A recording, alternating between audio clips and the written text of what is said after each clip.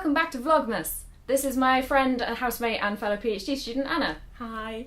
Anna grew up in Germany. I grew up in Britain, so we're going to talk about Christmas in each of these countries and see how they're different and stuff. Yeah. Like when I think of like the stereotypical like German Christmas that I hear about, it's all like the big Christmas market. Yes. And all that kind of thing. So is that actually like a big thing in Germany? Yes, it is. Our Christmas markets are huge. So they usually end actually before Christmas. So I was really confused that here sometimes Christmas markets go on, or winter wonderland markets go on for like until January. But yeah, they're a huge deal. Like every city has a Christmas market, and they're usually lots of food, lots and lots of food, and craft stalls and sweets. There's usually also some form of a nativity story set up. That's usually a feature at every Christmas market in one way or another. So that I don't think I've ever seen a nativity set up in a British market. Oh no, we always have them. So, yeah. But we also have some regions. I don't think it's in every region in Germany, but it's definitely in my region. I can't really describe it, but we have basically, it's like a windmill type thing. That's basically, it's a wooden thing that is usually, it's not powered by wind but by like we have the smaller versions, we have them for in the house, and they're powered by a couple of candles that are around them, and the warm air spins I had the one thing. of those. and so we have those, but in very big on a Christmas market, and they have like little angel figures in them, or big angel figures if we're talking the ones in Christmas market, and the shepherds and lambs and donkeys and all the things that are in the nativity story. So those are a feature as well. I think ours are just incredibly tacky and Yes. commercial, and claim that they're a German market because there's a single stall that sells like bratwurst or something. Yes, I've been to some Christmas markets here, and it's very tacky. Like, it's not that tacky in Germany, Yeah. or maybe I just don't feel it as that tacky because I'm used to it. So it wasn't a thing here until a few years ago. Like I can remember the first one in Cardiff was when I was about like 13 or 14. So it's only been a little over 10 years that it's been like in every town. Like, there was probably some like craft stalls and stuff like selling like little Christmassy presents, but I don't remember there being like a big focal thing of like an actual like market with, you know, some rides and the ice rinks and all the stuff that they started putting in. We don't usually have ice rinks, but I've seen that a lot. Yeah, I think that's because of like whenever there's like a Christmas film from like the 80s or the 90s set in New York, yeah, that's there's true. the ice rink, That is and true. so they were like, we're bringing this to Britain, and they started doing it in obviously London. a thing. Even though here it's way too warm for It most of it, is, so, yes. like the ice is just constantly melting. It's an absolute battle. Yeah, no, that's It's why just we don't have raining, those. people skating, not caring. Like there are certain cities in Germany that have like ancient traditions for Christmas. So like I studied for a couple of years near Aachen in Germany, and there they have these baked goods. They're not quite gingerbread. They're really, really hard, but really, really tasty, and they cover them with chocolate, and you get them there all year round, but they are essentially a Christmas dish. Let's call it a dish. and so yeah, basically their entire, like, a lot of the economy in the city seems to be based around these things. Like you can't walk down the street in Aachen without having like 3 stores that sell these and produce these. And they're called Printen, which basically translates to prints, basically, because the machine that makes them looks like a printer. So it's like a... And in Germany we basically have a split Christmas. So because here you get, you know, Santa Claus brings the presents on the 25th, or in the night to the 25th. Mm-hmm. And in Germany, Santa Claus is not that big of a deal. He brings presents on the 6th of December. So basically on the evening of the 5th of December, children take out their boots and put them in front of the door, and if they're nice children, they get overnight they get like nuts and oranges and some sweets, and usually, most recently, the Lindt chocolate Santa Claus stuffed in their boots, and if they were naughty children, they get coal. And so that's what Santa Claus does, and that's on the 6th. And on Christmas Eve, the 24th, we have this entity that we call the Christkind, which essentially, it literally translates to the Christ child. So it's basically baby Jesus that brings the presents on the evening of the 24th. So we don't get our presents on the 25th, but on the 24th in the evening. This explains how Father Christmas gets around the world in one day, because he doesn't. He does it in different days in different countries. Exactly. Through. So then if, like, the things that were happening on the 24th, like, does anything particular happen on the 25th? Not really. So what happened in my family is that on the 25th and the 26th we had like dinners with the family all over. So 24th was usually just like you and your parents and maybe your grandma, so the direct family. And on the 25th we had like this huge, it's basically a lunch leading into dinner, just lots of food.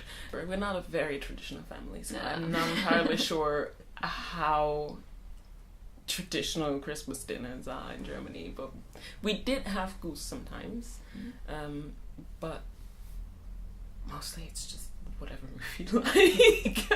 I mean, we weren't very traditional either, but like most of my Christmases have been in an entirely vegetarian household. So we would have thing that we make quite a lot called gougère, which is this like cheesy pastry and vegetables in like a creamy kind of sauce, which is just like a nice special meal that we only have at Christmas. So that's why that.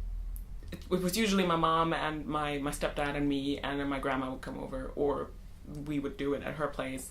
And so we'd get there and there'd be like champagne for the adults and like an orange juice for the kids, and then like an entree and a salad, and then whatever meat feature of the day was up. And this is way fancier than what we would do. but that was the one time in the year we did that. So we kind of wanted to make that special, and then like ice cream cake afterwards as dessert. So, and then napping, and then presents. So presents would be like in the evening. Yeah. That was like the first thing that we'd do on Christmas morning. Yeah. Presents. Like it's like. Especially with kids, you can't stop that. That's all they're paying. Yeah, no, that I think maybe that's why we do it on the 24th, because no one wants to wait that long. With the presents, would you like have a sort of a ceremonious everyone one at a time does a present, or was it just a free for all? No. It would be a bit of a ceremony. Also, it would, but that's mostly my grandma. I think she always insists that before we get to the presents, we do like. We sing a Christmas song together, and one of the kids has to recite a Christmas poem or a Christmas story or something, and so that usually happens. We were always just, me and my sister were always crazy. Like I would wake up at several points in the night and be sort of like, can I get up yet? And it'd be like 3 a.m, like, oh, gotta go back to sleep. And the way that we do it, that Father Christmas would bring presents and leave them under the tree, but also he'd bring a stocking and put that at the end of our bed. Oh, okay. So you'd go to sleep and then you'd wake up about 3 a.m, and it was at the end of the bed, but you weren't allowed to touch it. Oh no! Had to wait until at least, I think 7 was when we were allowed to get our parents up.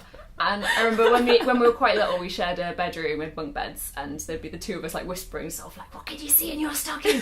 And just waiting like for the clock to tick over so we could go get parents up, so we could actually open things. So we were very excited about the whole thing. I don't know. I haven't seen it here that much, but we have like these. Usually they're like pine branch wreaths with candles on them, 4 candles, and you light one for each Sunday leading up to Christmas. For the Advent.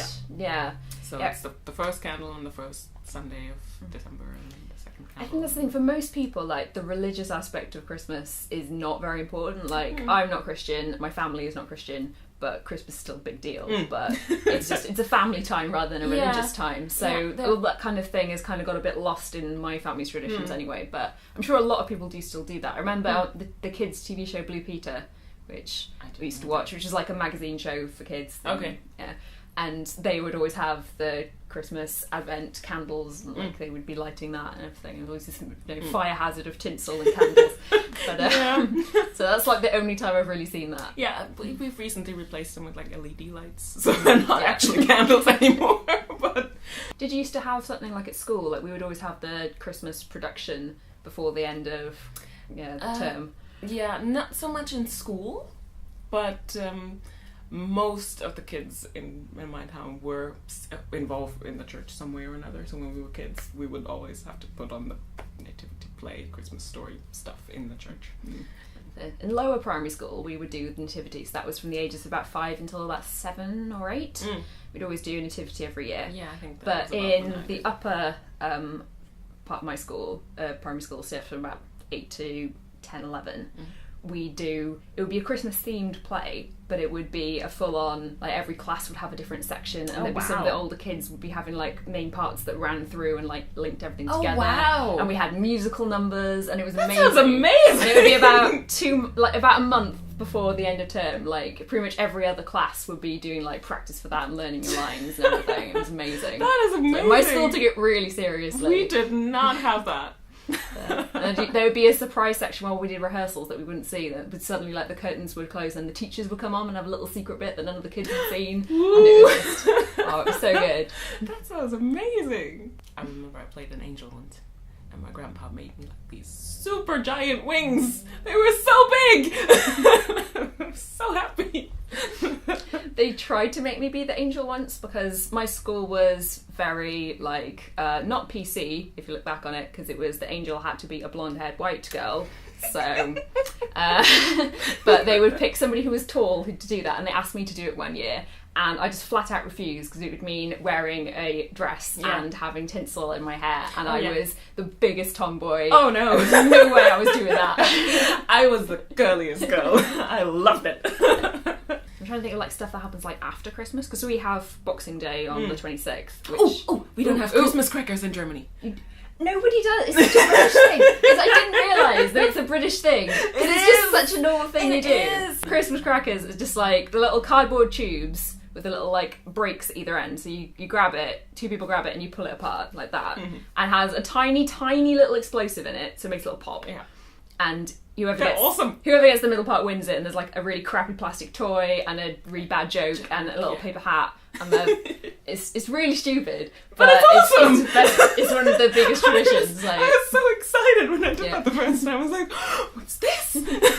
Because we don't have them. And I remember the first Christmas that I spent here, we did it at our Christmas dinner or Christmas lunch with the office. And I was so excited, and I bought like a pack of luxury Christmas crackers to take home with me to Germany because I wanted to show everyone. It was the highlight of our Christmas that year. Some people watch the Queen giving her speech on Christmas, which we've never done in my family. So I don't even know what she normally says, because I literally have never seen it. I wouldn't know. So. We don't have mince pies in Germany, so that's not usually. Don't have mince pies? No. I also brought mince pies home with me in first year. I was like, look at this! Look at all these strange British things. Right, how am I going to end this? I hate ending videos. It's the hardest thing, because like, you just sit there and just like, we're done, great. Thank you very much for telling me all about German Christmases. It's been a pleasure. Thank you, and Merry Vlogmas. Yay!